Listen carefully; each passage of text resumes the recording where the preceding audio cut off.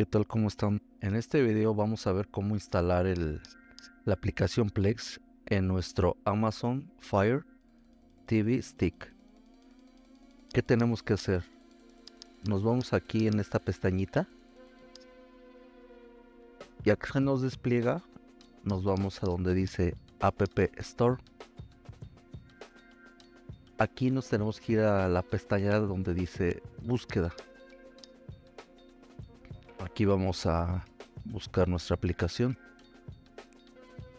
Vamos a poner letra por letra.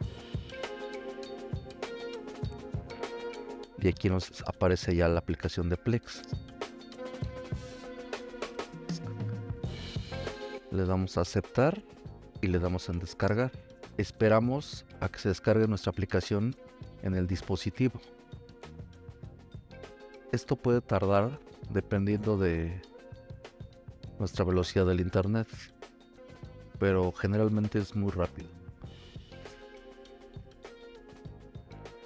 Ya que se instaló la aplicación, le vamos a dar en abrir.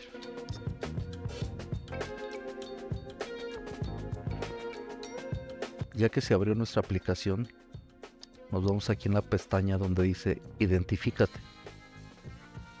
Aquí nos aparece un código de 4 dígitos, el cual se lo tenemos que dar a nuestro proveedor, o en su defecto, si tenemos un servidor propio, nos vamos a esta dirección y nos va a aparecer una ventana para poner este código.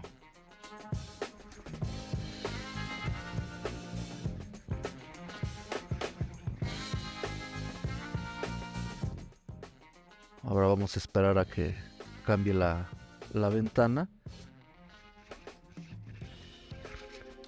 Y de igual forma lo que tenemos que hacer es esperar un poco en lo que carga la biblioteca del servidor al cual nos estamos conectando.